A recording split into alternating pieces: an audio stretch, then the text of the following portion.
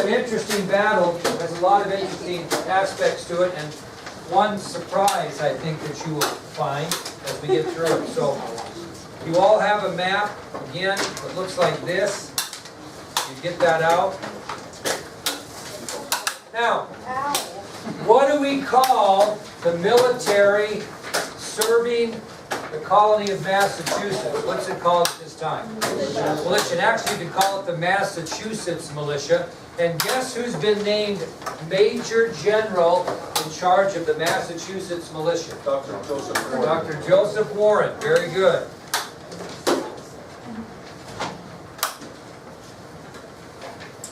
Now remember, we just got done with this situation at Lexington and Concord, and the British took a pretty good beating in that deal. And British General Gage was not happy, was he?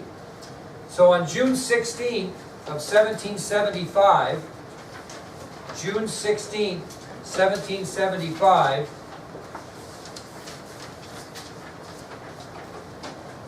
Joseph Warren had gotten the word from his spy ring that British General Gage had ordered an attack on Charleston, a city that overlooked Boston Harbor. And it's Charlestown. So, again, on June 16, 1775, Joseph Warren, who's now serving as Major General of the Massachusetts Militia, had gotten the word that British General Gage had ordered an attack upon Charleston, which was a city that overlooked Boston Harbor. Well, when Warren heard this, he ordered 1,000 men to go up Bunker Hill to dig fortifications on the hill. Okay, so when Warren heard that General Gage was going to have an attack upon Charlestown, he ordered 1,000 men to go up Bunker Hill and dig fortifications on the hill. What's a fortification? Trenches. It's like a trench or a defense area that you can get behind to defend that area. So Warren orders 1,000 men to go up to Bunker Hill and dig fortifications on the hill.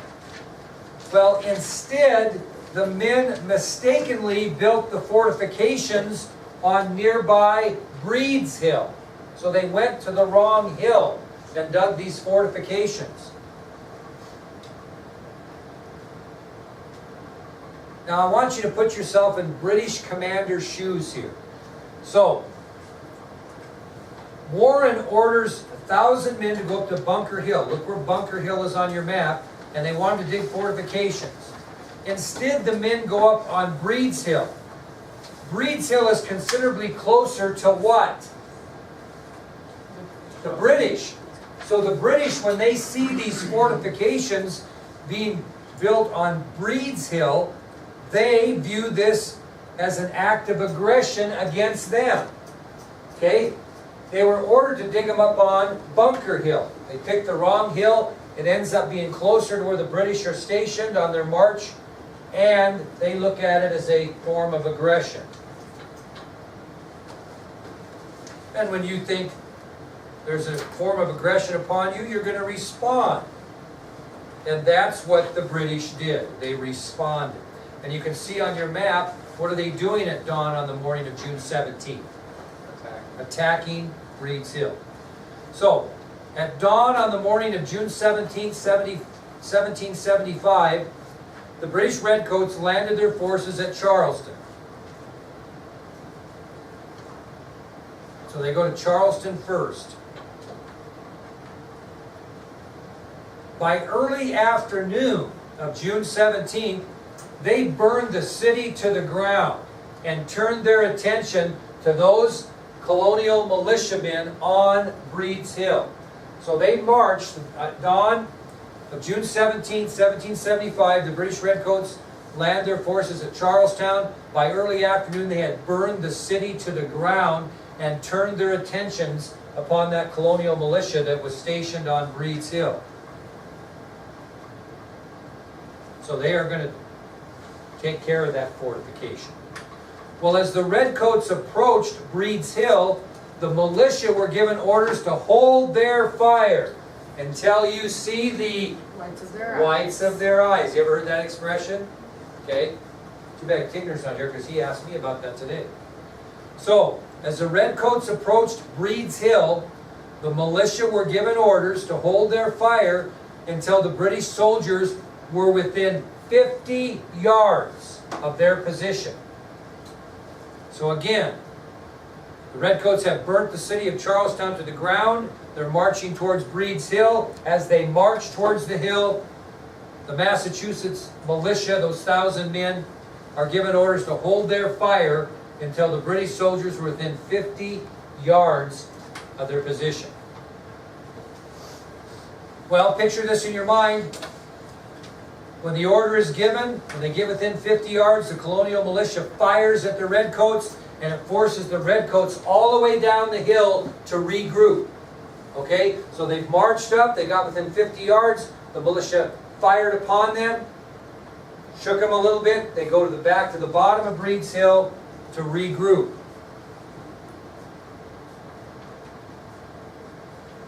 Now among the members of that colonial militia on Breed's Hill is little known Salem Poor. How many have ever heard of Salem Poor? Okay, that's the idea of this class. Salem Poor. He is a former New England slave who was fighting with the Massachusetts militia at the top of Breed's Hill. So among those colonial militia that are at Breed's Hill are Salem Poor. He was a former New England slave. He bought his freedom in 1769 for 27 British pounds, which is monetary, it's money. He bought his own freedom in 1769 for 27 British pounds. How much would that be in today's money? That's a good question, I do not know, but we'll find out. Would it be a lot? Yeah, so Tigner, I'm really disappointed because you asked me a question this morning about the expression what? Remember, and I said we'll talk about that? When we were in the office, you said, where'd that expression come? Hold your fire until, you asked me that this morning. You see the whites of their eyes. We're talking about that right now. So, yes, my dear. Did you mean to skip the topic, the Second Continental Congress?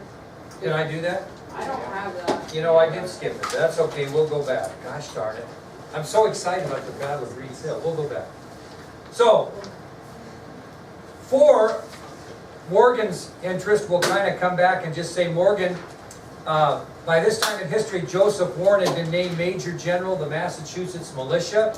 And on June 16, 1775, he had gotten the word that British General Gage was ordering an attack on Charleston, Massachusetts, which was a city that overlooked Boston Harbor.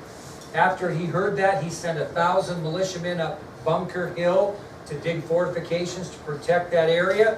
Instead, the men mistakenly dug those fortifications on Breed's Hill, which, according to your map, which you'll need to get out, was closer to British lines, and so the British saw it as an act of aggression, so they responded. And at dawn, the morning of June 17, 1775, the British Redcoats landed their forces at Charleston. By that afternoon, they burnt the city to the ground, Morgan, and then they turned their intentions and they attacked the colonial militia on Breed's Hill. And as the Redcoats approached those militia on Breed's Hill, Morgan, the militia were given orders to hold their fire until they see the whites of their eyes, which meant they needed to be within 50 yards before they fired. Once those Redcoats got within 50 yards of those soldiers, or those militia on Breed's Hill, they fired. It knocked the British back down to the bottom of the hill to regroup. Okay? Among the colonial militia that were firing was little-known Salem Poor. He was a former New England slave who bought his freedom in 1769 for 27 British pounds. So what's Salem doing now? He's fighting for his freedom, and it was quoted that he said at this battle, "Stand your ground. If they want blood, let's show them their own." So Salem Poor, a black former slave, Negro slave, stands as they are fighting the British at Breed's Hill and states, "Stand your ground. If they want blood, let's show them their own." Very courageous man. Salem Poor will be one of 100 African Americans that is fighting at this battle. More than is one of about 100 that fought here. 100 African Americans fought at the Battle of Bunker of Reed's Hill.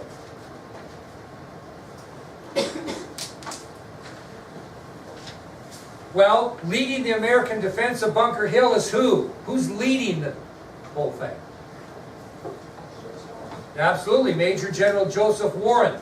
And he was quoted as saying during this assault of Breed's Hill, "I hope I shall die up to my knees in blood." I hope I shall die up to my knees in blood. He was quoted as saying, as he's ordering his men to fight off the British advance on Breed's Hill. He says, "I hope I shall die up to my knees in blood."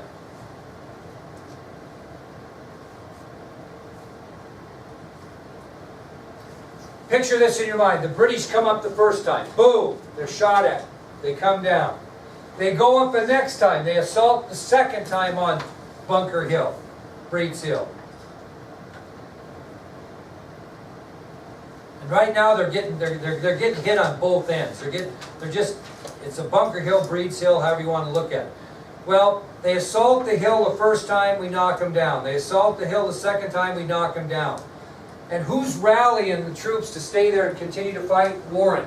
Finally, the Redcoats' third assault overwhelms the militia. Hundreds of British soldiers are swarming across those Patriot defenses or fortifications.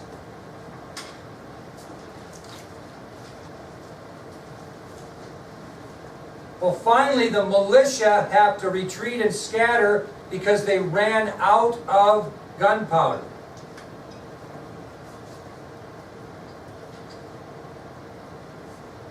And standing there defending his men as they are trying to get themselves out of harm's way is Joseph Warren, who unfortunately is shot and killed during this assault, this third assault.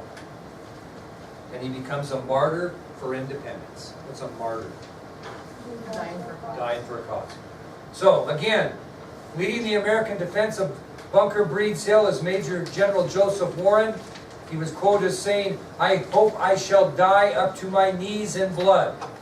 And again, during the British's first two assaults on Bunker Hill, Major General Warren helps the militia hold the line. He rallies the Patriots to stand their ground. Unfortunately, the Redcoats' third assault overwhelmed Warren and his men. Hundreds of British soldiers are swarming across those fortifications. Many militiamen are having to scatter because their gunpowder is low. And during the time of trying to organize his men in a respectful retreat, so to speak, Warren is shot and killed, becoming a martyr for independence. When the smoke cleared that ended the Battle of Bunker, quote, Breed's Hill, because it was fought on both fronts, 115 Americans, including Warren, were killed.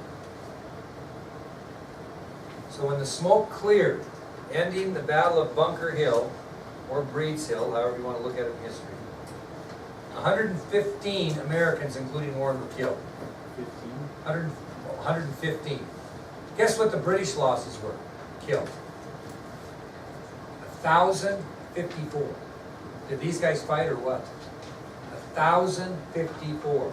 How did the British march? Columns. Okay. More than one half of British forces were killed or wounded in this battle. More than one half. Which means they sent over 2,000 men to assault Breed or Bunker's Hill. Over half of the British forces were killed or wounded.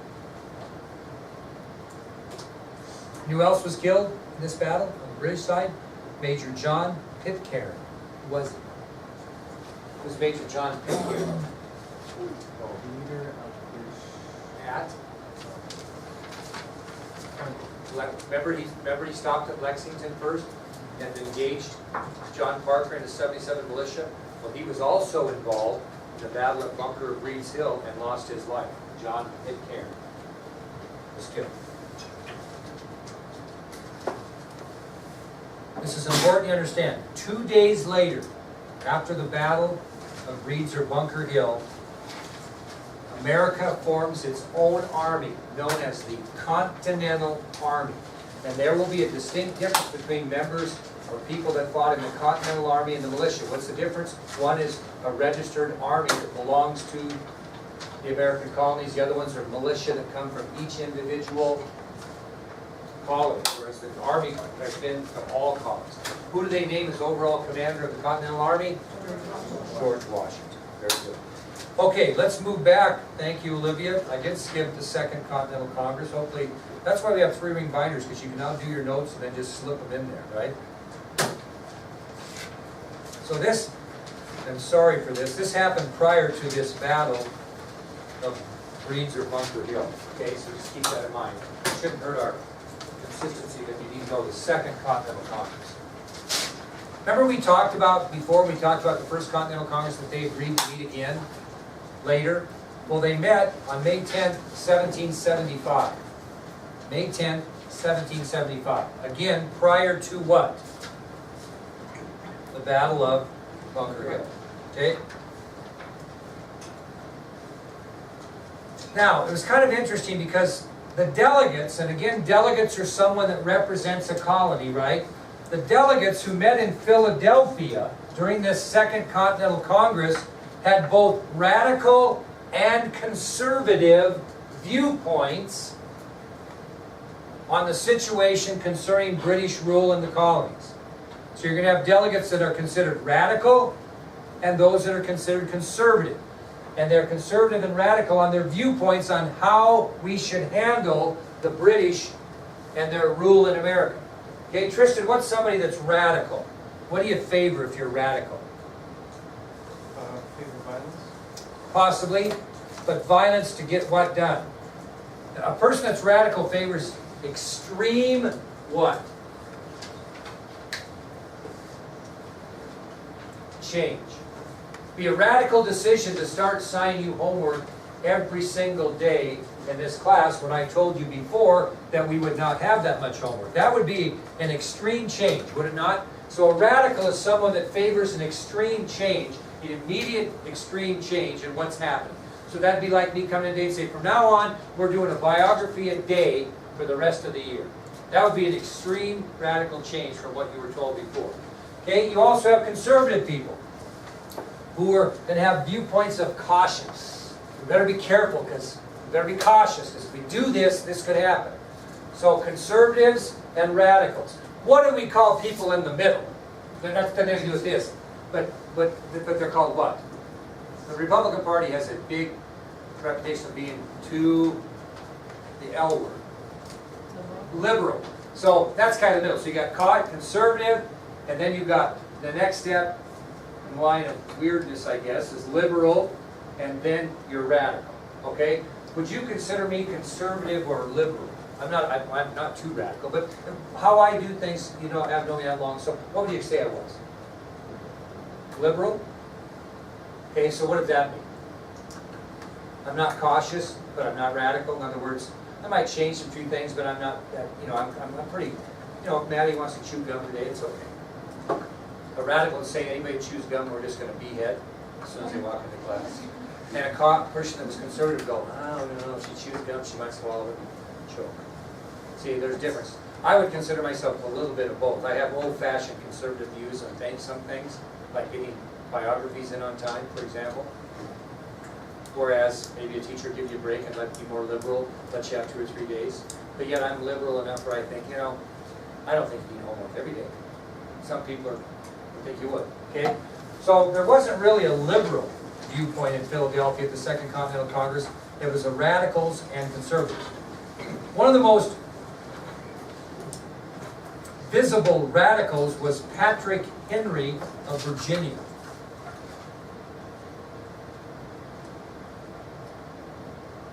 And he and his supporters, who were also radical, called for extreme action, called for extreme changes. And what would be an example of an extreme change that you think Patrick Henry was telling all these delegates at the Second Continental Congress? We need to do what? Come on, it's not that tough. It would be a radical change. We need to do what immediately? Declare independence.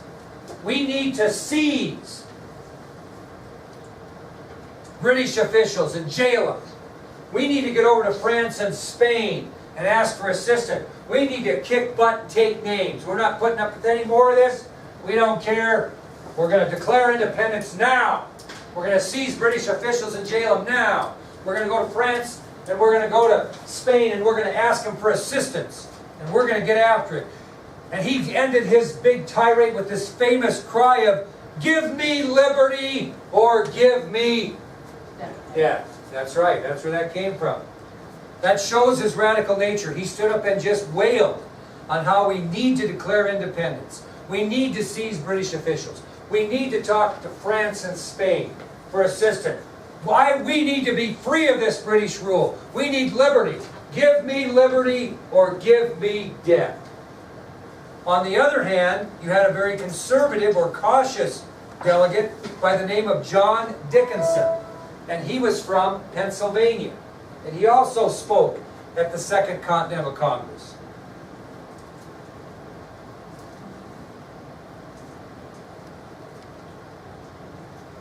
Now this is the difference, this is a sugarcoating of what Henry said. This is what John Dickinson and his conservative supporters stated. And he was actually kind of talking to the King of England when he said this. He said, quote, that the colonists had not raised armies with ambitious designs from separating from Great Britain, but would resist tyranny with force if necessary. Okay? We're going to declare independence now against the king. We're going to seize British officials.